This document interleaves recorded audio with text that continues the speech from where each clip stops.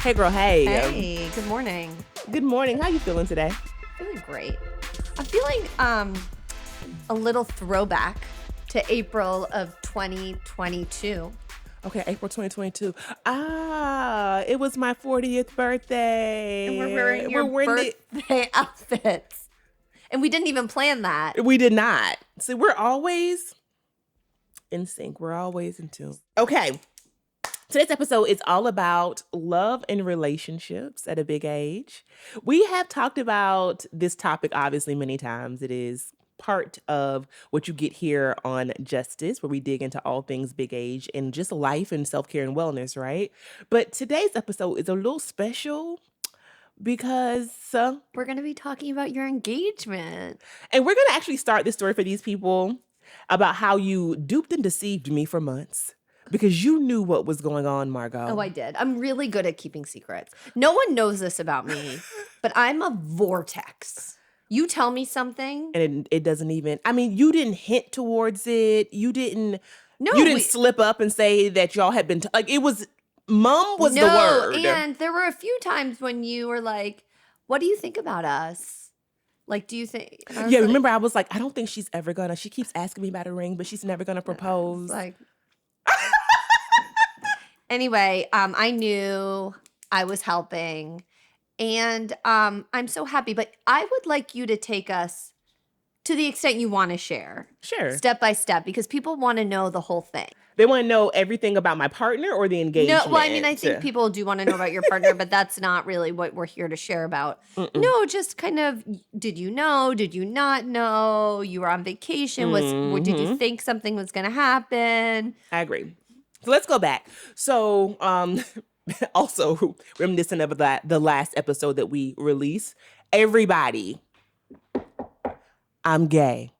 I lick coochie for a living. You also just shared that you constantly have to come out. You don't have to do that on this platform.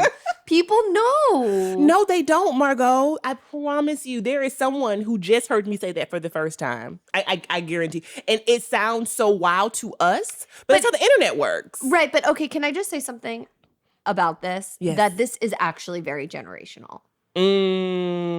So I just want to share this interesting thing that happened this summer with children in, like, broadly in my family. Yes. So, like, cousins, nieces. Yes. And there's someone in my family who's a child who identifies as queer, who was telling an older child in our family. Yes. And my other daughter was sharing this with me, and who's also queer. The older cousin person is also queer, and the younger person was sharing it with the older person. And I was like, oh my gosh, how did they take it? Like, anyway, my oldest Ella was saying to me, like, Mom, it's not a big deal for us. We just assume everyone's queer. Period. Right? And that was such an interesting, like, I really do think that that's her. I mean, I don't want to make assumption of all 13-year-olds, but that's her experience. And then my other daughter was sharing with me earlier this summer that she just realized that Taylor Swift wasn't gay. And I said, well, what do you mean? She was talking to me and my husband, and she goes, I just always assumed Taylor Swift was singing to her about her ex-girlfriend. This makes me so proud. And, you know, we all know Taylor Swift as this totally cis hetero. Of course. Always talking about love and marriage and white dresses and kind of this very gender normative love story. Absolutely. Thank you for pointing that out. It is 100% generational, because I also know a lot more young people who are coming out and claiming their identity and their sexuality, which we love and is what we want. But for us at a big age, I, as someone who has femme privilege, am constantly coming out. And so I just wanted to go ahead and just, give you the punchline early. Okay. That as I tell this story, it is about a woman. Tashira is marrying a woman. I'm marrying a woman. Rainbow flags everywhere for everybody, goddamn. So we had been talking about what it would mean for us to spend our forever together. And she wanted to go look at rings. And I've never done that before, Margo. So I'm really interested in what people think about this. And if this is something that maybe we do at a big age or maybe more people do and I just don't know about it. But she was very open about wanting to propose and very open about wanting me to have a say in the kind of ring that I received.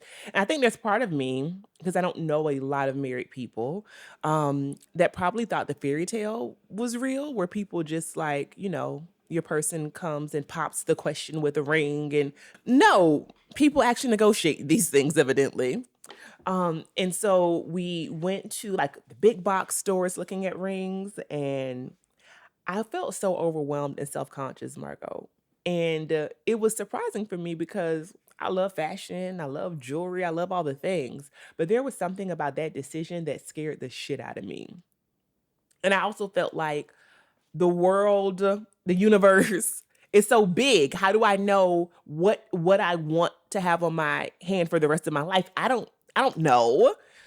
And my partner's the type who digs deep into things. Like, she's going to do her education. So she's now an expert on all of those C's. She is. She's an expert on different types of stones, how they're grown, the carats, the cut, the setting, the quality. Clarity. She could have her PhD in gemology. I mean, at this point. And so, I think to throw me off though, she would tell me, "Okay, just tell me one more time what you like, because I forgot. You keep changing your mind." And I'm like, "I'm not changing my mind." But anyway, I first thought that I wanted like people would consider it very basic ring. Are you? it was. But no judgment. It just wasn't your ring. And she was like, "I just think we should keep looking." And I was like, "But I like that ring." And she was like, "Oh, I think we should keep looking." So we had been wanting to go to this local spot in DC, and we just hadn't made the appointment. And one day you came to town. Yeah, we came over the story. I came for some sort of Taping or planning session. Oh okay. no, maybe it was when we taped in January. Okay. I don't know. It was sometime I came for work. And I just was at the end of the day, I said, "Why don't we go look at rings?" Just as casually. And I was like, "Okay, sure." And I thought we were thinking about going to Tiffany, but I knew I was not going to ever encourage her to spend that kind of money on a ring, because you're just buying the name. But we just wanted to have a bunch of experiences. And instead we went to a local shop, and I'm so happy we made that decision instead, because before we walked in, I told you we're not going to get in because they require an appointment and they are always booked, which is why my partner and I hadn't gone. And you were like, "No, I think they're going to let us in." And you just... By the way, I didn't have an appointment, guys. I was not that. Still, you just kind of bopped up and you were like, because the door was locked, and they let you in. I was like, "Oh, okay. This is privilege. Like, thank you for being my friend in that moment," because I think they would have turned my ass away. Oh, yeah. I mean, we can talk about that, but so that's privilege. Yeah. So they let us in, and we met the owner's daughter, who I'm sure is also an owner.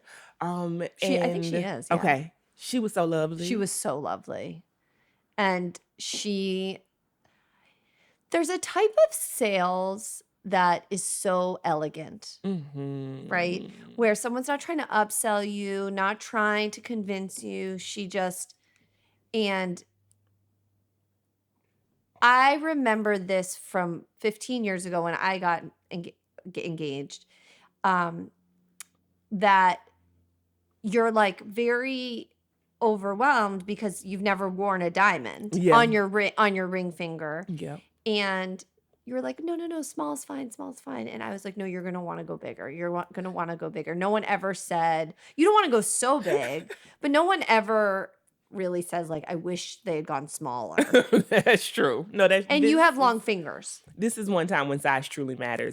because because I was like, I do not want a old gaudy Real Housewives ass ring. Like, let's just be tasteful, I think is what I wanted. But also I think part of it was like not believing that I deserve an expression of love in a particular way.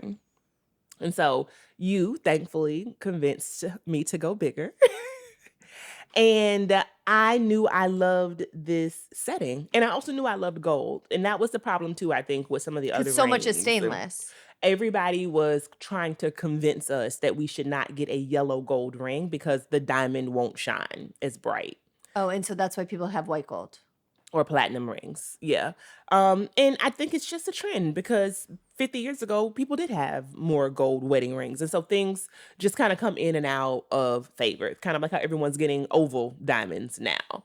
Oh, are they? Yeah, it's super popular. And I knew I didn't want that. So it felt like me to do something that was unique. And we just left and you were like, Tashira, I think we found your ring. And you were like, I'm going to keep looking, whatever. And so I immediately sent all the information to your fiance. And I was like, you need to make an appointment with this woman. I connected them on email. I gave them each other's phone numbers.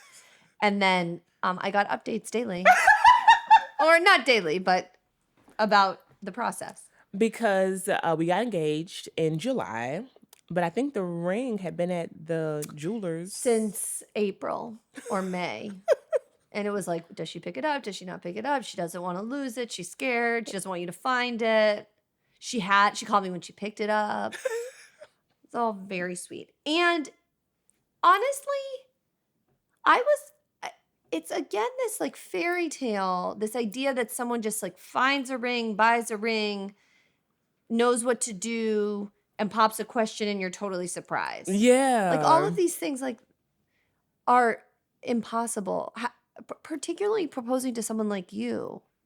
What do you mean? Because you have such a strong fashion identity. Oh, I see what you're saying. You wear jewelry. Yeah. You have opinions. Yeah. Right? No, that's you shop. More than fair. Yeah. Yeah, I hadn't even thought about that. So it's like she probably was very... Yeah, she was very nervous that you weren't going to like it. Oh my God, no. No. So here's the proposal. So I had no idea. And it came across my mind that she might propose on our trip, but I was like, no, because she's too like particular. She would never bring a ring on a plane. She would be so afraid, like she would lose it or something. Lo and behold, she brought the ring on the plane. And so we get to Palm Springs. We plan to take this hike in Joshua Tree. And she had rented this old school convertible Mercedes because she likes like vintage cars. And she kept asking me, should I rent it? Should I rent it? And I was like, sure, you want to. You should rent the car. And so we get up at the ass crack of dawn, girl, to take this hike because Joshua Tree is the desert. And it gets so hot. It gets so hot. Oh, it gets so hot. I think it was definitely over 100. Coachella is? Coachella. Is Coachella Valley, which isn't too far from there. Yep. So we were like, all right, we got to get up early. We got to make it count. And she had been coaxing me this whole time. Now I know that I had to go with them because I would have been like, nah, y'all go. I'm going to sleep in because she wanted that to be the proposal. So we're on this hike. We're going along and we get to the top of a hill and she says, let's take a picture. And she never asked to take pictures, but I was like, oh, sure. I'm ready to take a damn picture. And she stands behind me and her sister has the camera and I'm just kind of like doing different poses, smiling, like throwing up the peace signs, smizing, doing my thing in front of the camera, girl. What did you think she was doing? I don't know what I thought she was doing. A camera was there. It was about me, Margo. I was just like, I just assumed that her sister was taking pictures. Okay. And so that's amazing. It's amazing. I did not know that part of the story. And so she takes the ring and she puts it right here. I'm still looking at the camera. And so she has to say, hey, look over here.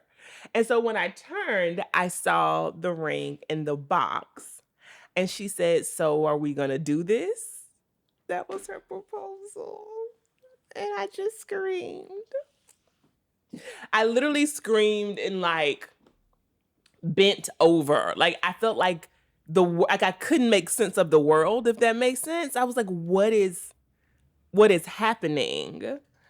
And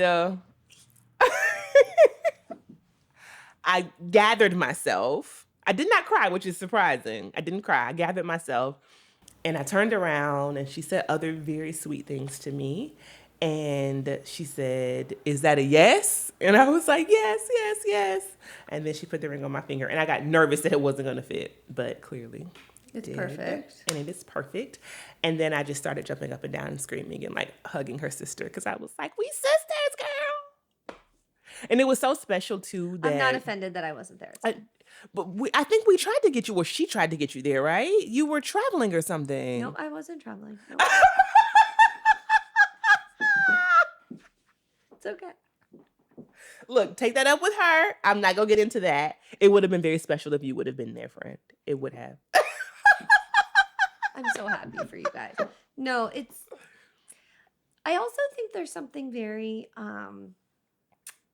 special that her sister was there, who's such an important part of her life and your life now. Mm-hmm.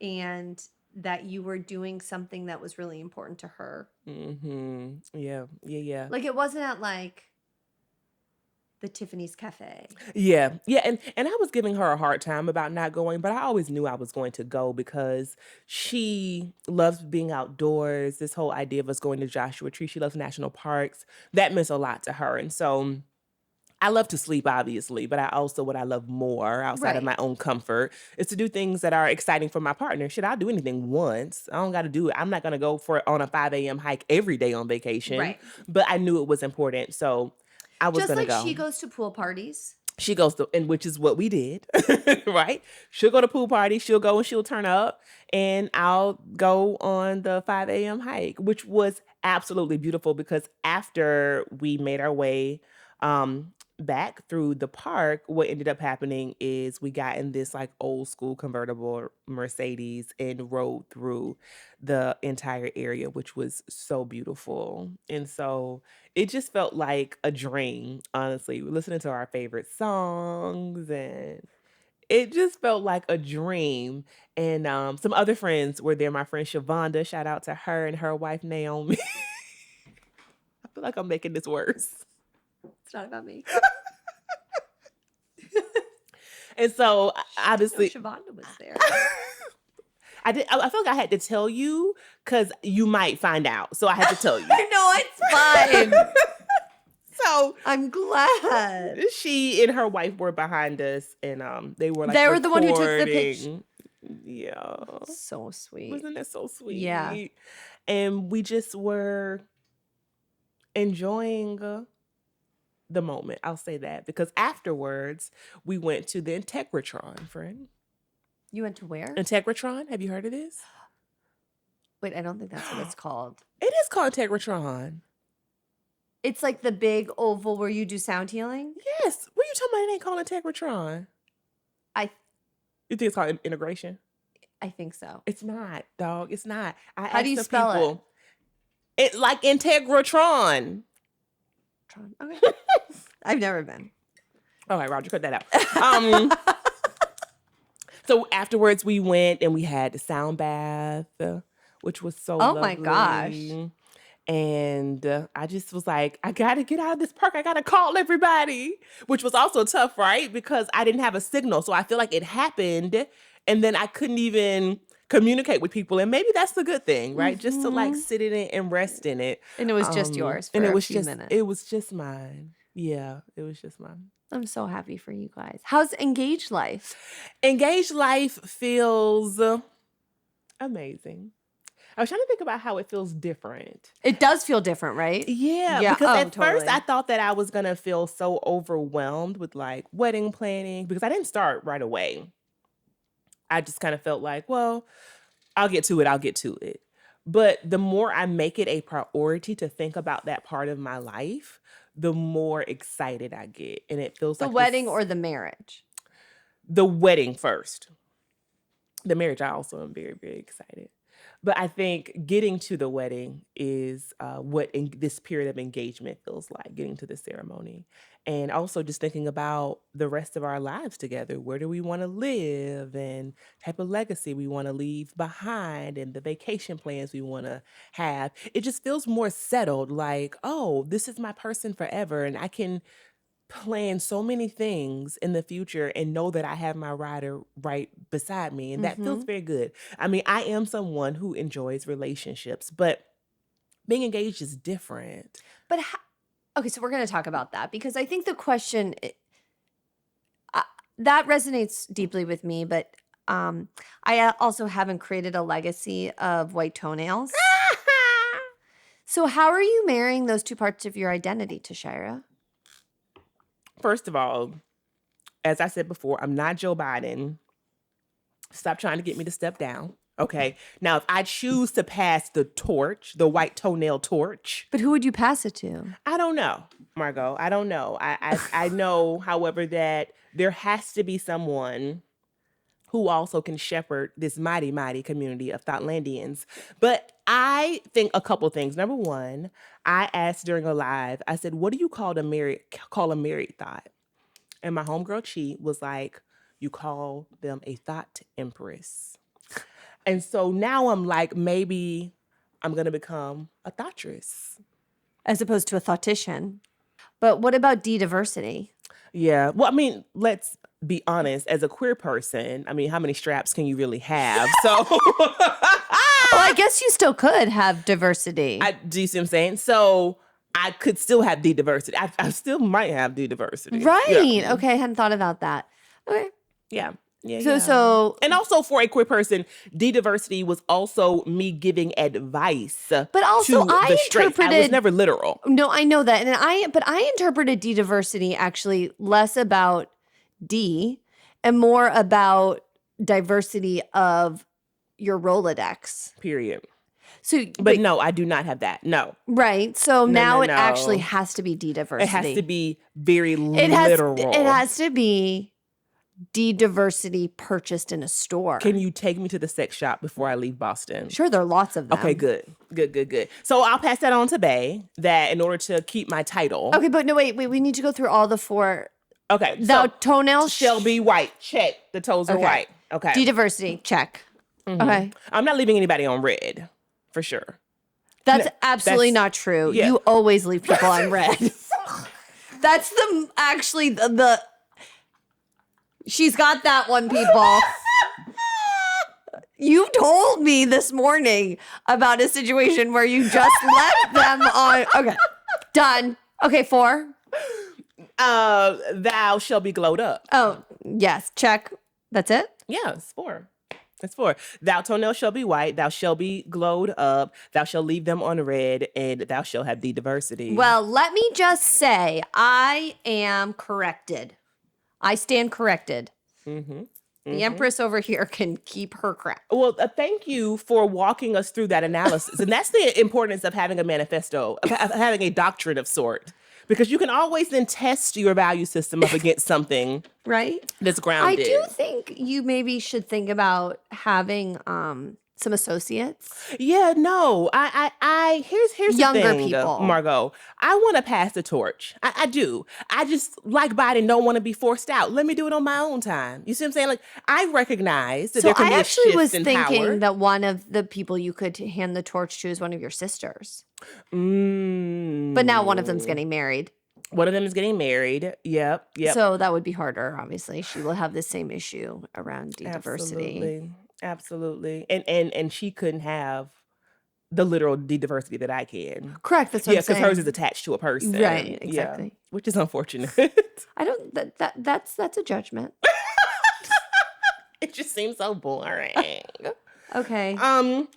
But in all seriousness, I would love to transition, and I am planning this, giving it a lot of thought, Margo, to more of an emirate position. You know, okay. I feel that we've been white toenail seasoning this thing for quite some time.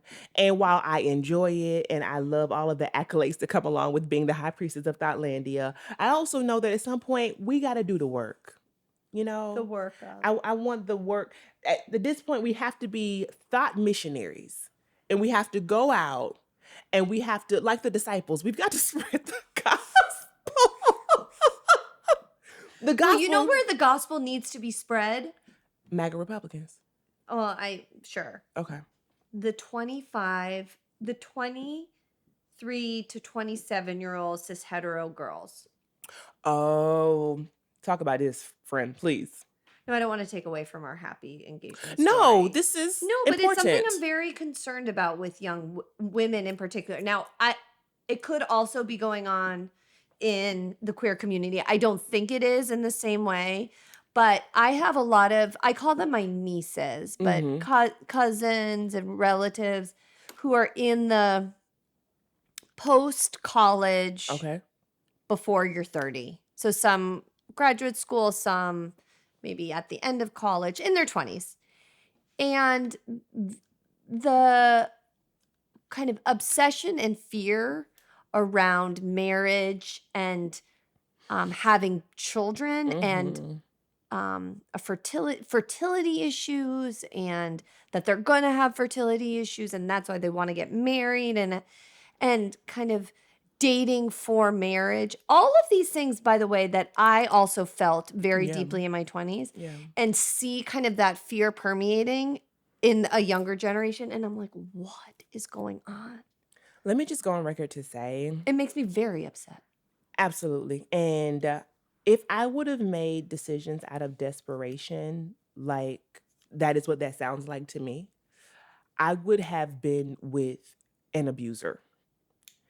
And I'm not saying that is true for everyone, clearly. I don't know who your nieces are dating. But I know specifically for me, when I felt compelled, the strongest was with the worst partner that I could have ever had. And it is scary because you're making decisions not out of your own desires and needs. You haven't even asked yourself what you want. It's all about someone else and some societal expectation. And it's also coming from a place of scarcity, right? Absolutely. Which is something that I think we have been conditioned to think through that lens as a way of motivating us. But what if we thought different, right? So can I give an example? Sure. So this is the second full-length episode of our fall season, and I recently came back from this big trip, and I was having breakfast with my eldest one day. We tried to get away and do kind of stuff, just the two of us, and we were having coffee and whatever.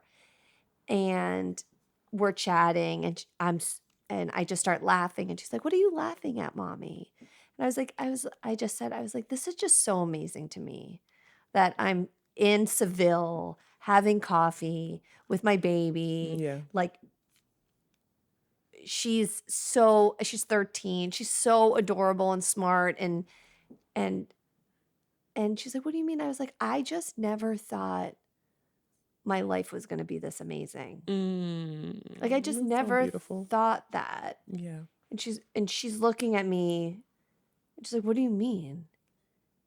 And I was like, I just never thought I was going to be happy or have a family in a particular way. And that was really important to me. I wanted a big family, and I never thought I was going to get married, and I never thought I was going to have a daughter, all these things. I never thought I would be able to afford to come back to Spain. I mean, all of these things that were, and she was like, "That is so sad."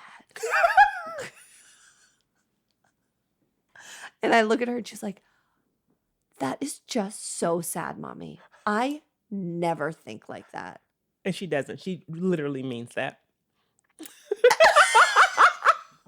And I was so happy that she just doesn't. No, abundance. The world is abundant. She's like, "Yeah, I'm going to meet someone. Yeah, I'm going to have a family if I want. I don't know if I want to have a family. Yeah, I'm going to travel. Yeah, I'm going to work. Yeah, I'm going to." I mean, she has worries. It's not that. Of course. But she doesn't think it's not going to work out for her. Yeah, absolutely. Why are we conditioning young people, particularly women, to believe that it's not going to work out for them? Because patriarchy won't work if we don't, right? Because if you have that scarcity and deficit mindset, specifically around love and around relationships and around partnership, it makes you fall for less than what you deserve and giving more, I believe. And it's not a knock on any of young people's relationships. I don't know anything about their relationships. I just know from like now being in my 40s, there was no rush. So it's like Amen. I wish Josh and I had dated way longer. Not because I don't enjoy being married to him. I love being married to him, but it's like there was no rush. Yeah, exactly. And now you know that. Right. And I just want young people in my life to not feel that rush. And so let's circle back then to the engagement, because what I know 100% is that this is the time in my life where I am the most self-aware. And we all should hope and have that experience, right? When you age, you grow, you learn, you become more self-aware, etc. And because of that, this is also the time in my life where I feel like I am most prepared to choose a life partner and to be in partnership with someone.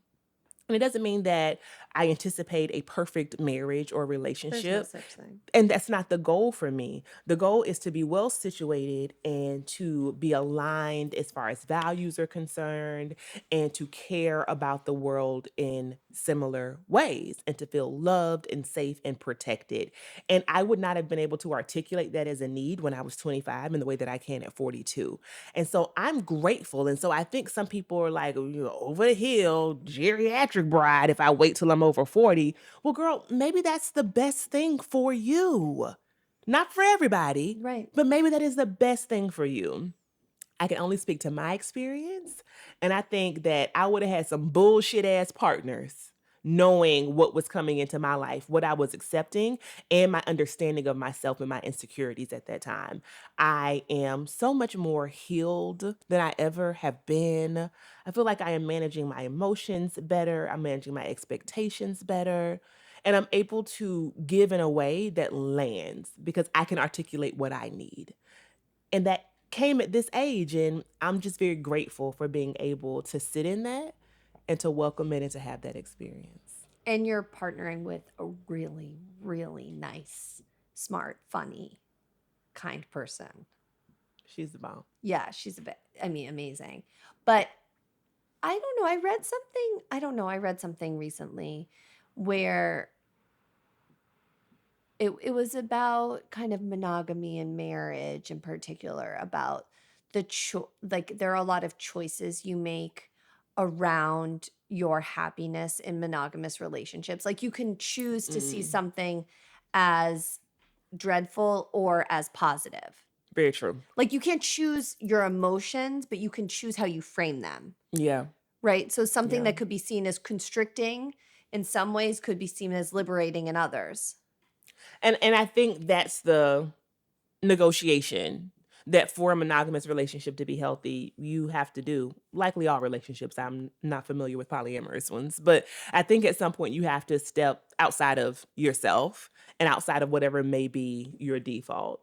And what I'm learning more as well, Margo, in this season of being engaged is that everything doesn't have to be said or noted because sometimes I'm the problem. Yeah.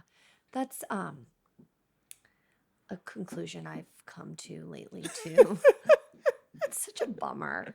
Like it's really is a bummer. It's like I always really like to see myself as like I'm the catch. Well, because you are. Yeah. I mean, in some ways. But like I obviously am really self-aware and like really kind and really and then I'm like, oh wow, like it's like a real nice person to like put up with some of my stuff. Girl, I came in the house and I was like, and I asked you to do this and do that and do that. And as I'm starting the rant, I look around at all the things that had actually been done.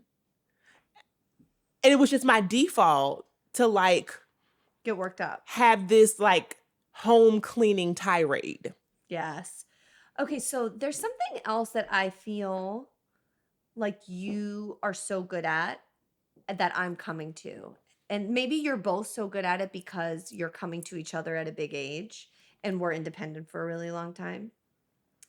But asking for what you need. Mm-hmm. That is something that to your point about the fairy tale, I was learned that if you have to ask for what you need, then it's not what you need.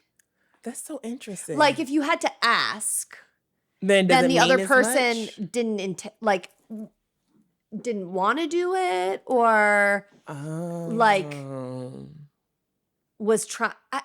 It's some warped, fucked up thing. Yeah. But just being like, no, I need time, or I need whatever. I don't know. Yeah. Like I need to be taken care of in this way. To me, and I am past it now, but it took me a while to not see that as a deficit in my relationship. Like as a deficit in Josh. Yeah, no, I know exactly what you mean. And now he's so grateful because he's like, if I know, then, and I can do it and I can provide for you in that way, I'll do it. But I didn't know that it was important for you that I can't read your mind. Make coffee in the morning. Exactly. Yeah, no, that's real. And that's actually a really good example, because I am noticing that there are little like small acts of care that I do feel like I want to receive that land a lot for me. And so having a moment to actually say to my partner, hey, can you do this? Or when I walk in the room, can you provide? Or whatever it may be. I think years ago I would have been in my head and just thought either that I was not being realistic about, my own needs and my partner's capabilities, but also I wouldn't have said it. If I would have felt the loss, I would have interpreted it as, well, they just don't care about me. Mm-hmm. No, absolutely. I mean, that's how I did for many years. Yeah. No, so you're right. It does feel good. And you know what it is too, Em? It's not just like, this is what I need and articulating it. It's actually having someone that says, okay, I'm going to file that away. Yeah. So then I can provide for you. Or it's like, wow, I never would need something like that. Or I never think about that. But yes, of course I can provide it. Or no, I can't do Margo. Yeah, right. But to me, it kind of, I imagine it's the same for you. Like, because we're very independent people, there's so many parts of my life that I just do on my own.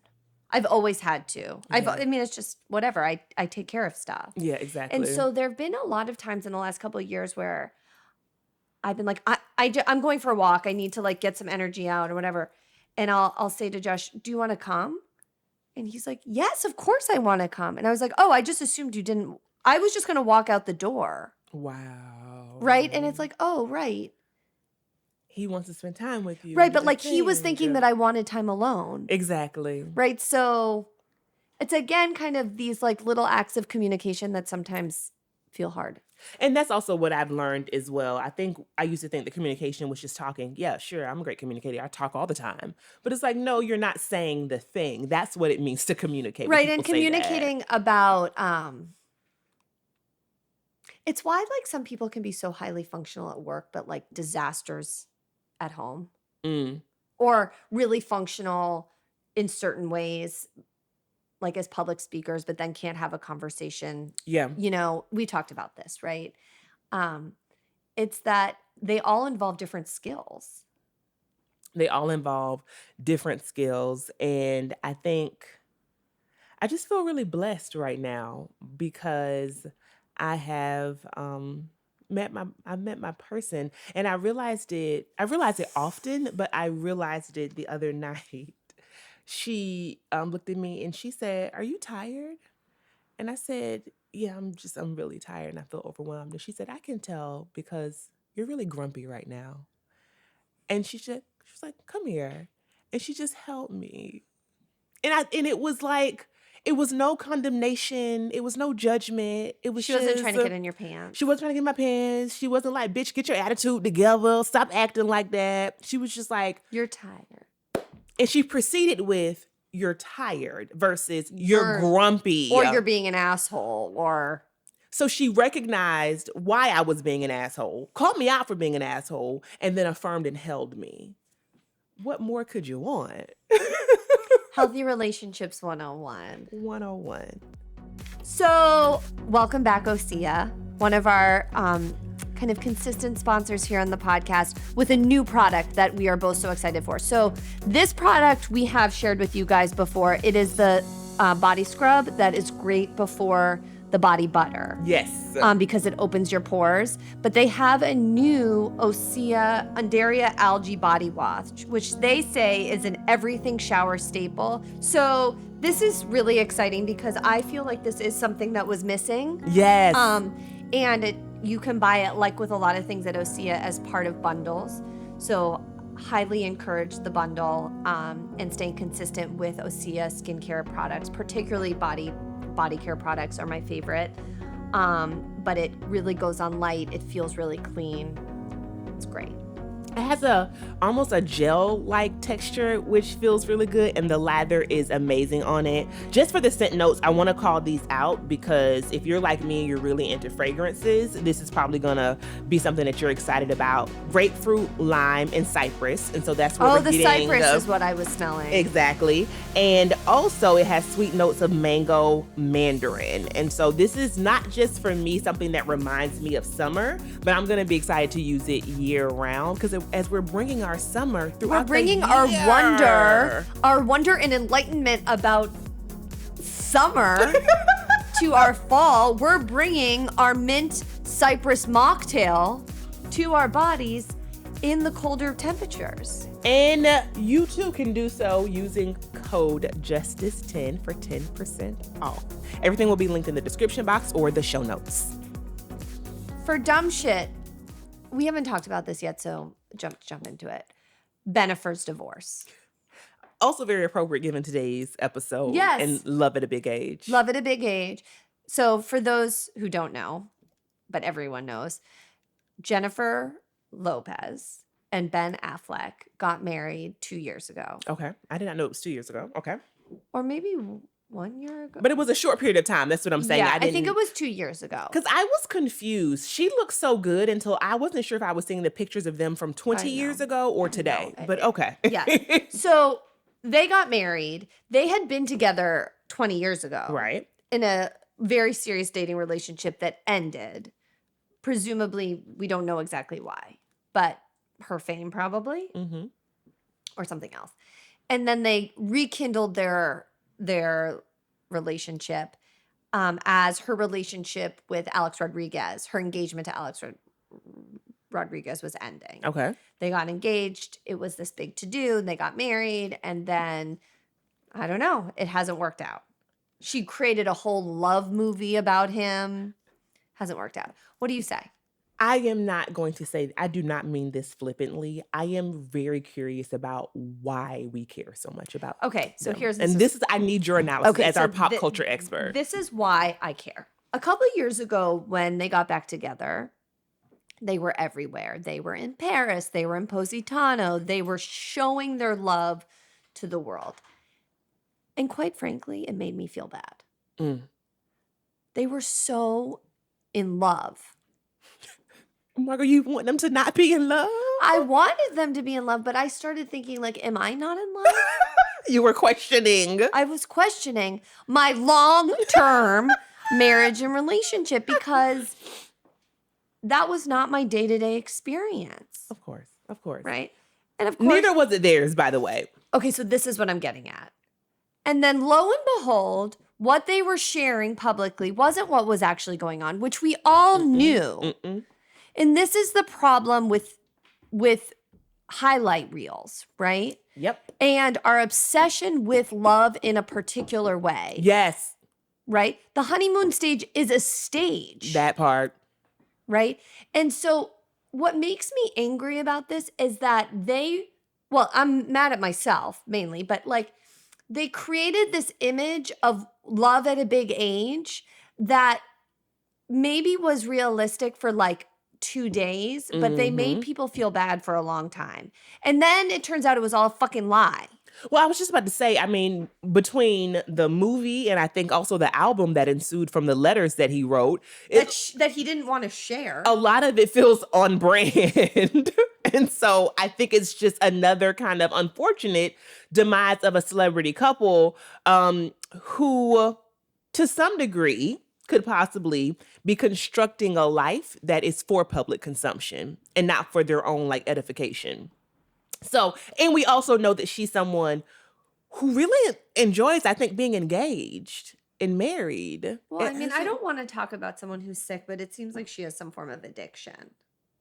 Oh, I was like, she's sick. No, you mean like the addiction being love, or like being in a committed relationship in a particular way. What does she need to be married for? She doesn't want. I mean, not that there's so many different reasons to get married, but like, you can make a long-term commitment to someone and not get married.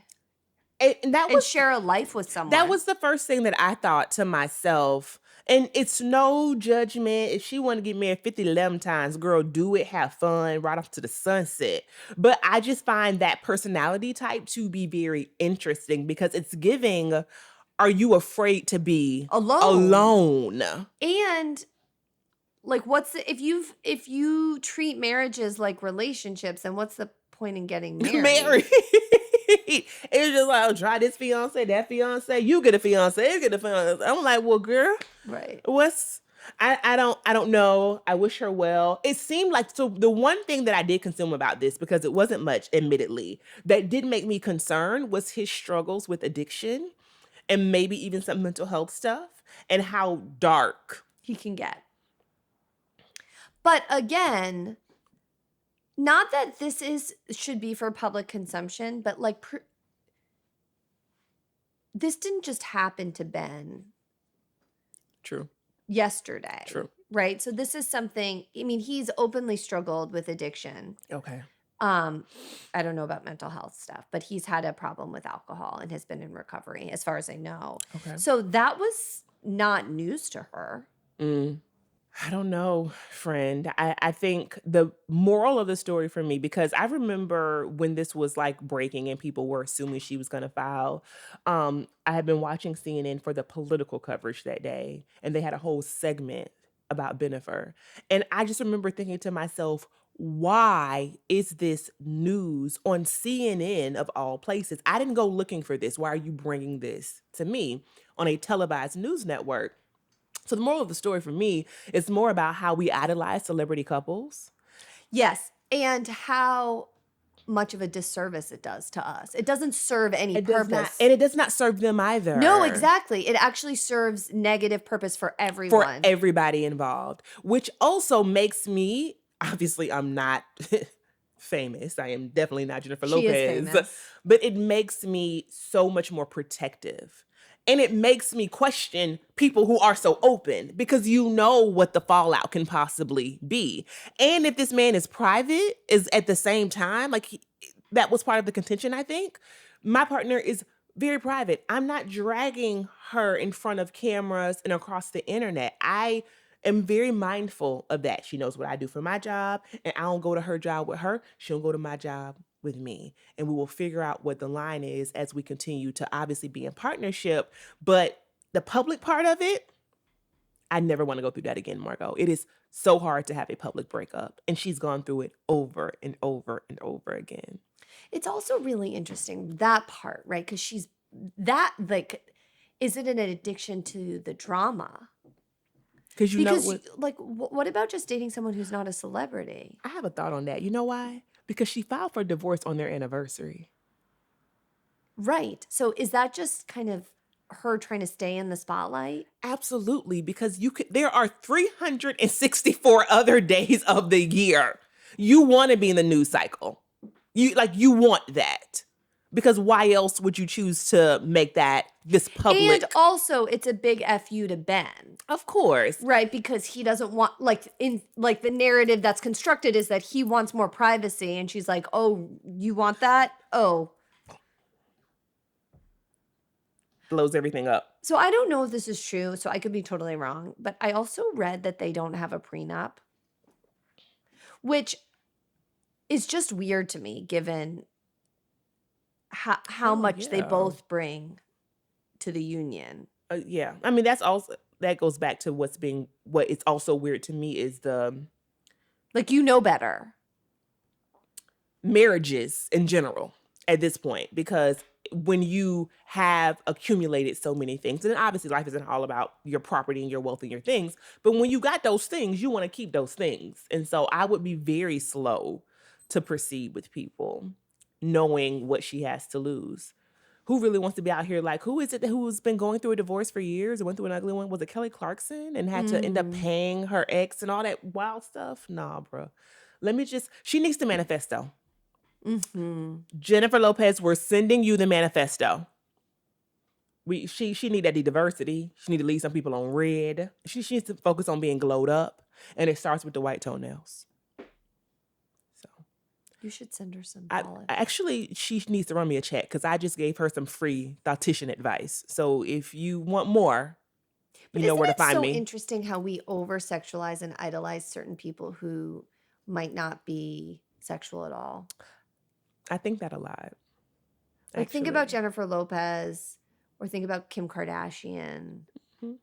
Like, some of these people that they've become kind of the image of female sexuality from a male gaze. Exactly. And then they themselves have a lot of kind of conflicted issues around their own identity. Absolutely. Fascinating. Absolutely. Okay, anyway, sound off below. What do you think about Bennifer? I just think it's annoying because it made people upset, and it's clearly making them upset. So, like, let's let them move on. And also, let's just all focus on our own relationships. Let us know, are you someone who has found love at a big age? How has that felt for you? And we will keep these conversations going. And congratulations. Thank you, friend. Being engaged is the best. Enjoy every second. It's dope. I will. We'll see y'all next time. Thanks for listening to Justice. We hope you enjoyed this episode. If you'd like to learn more about our podcast, be sure to check us out on our website at justicepodcast.com. You can also reach out to us there if you want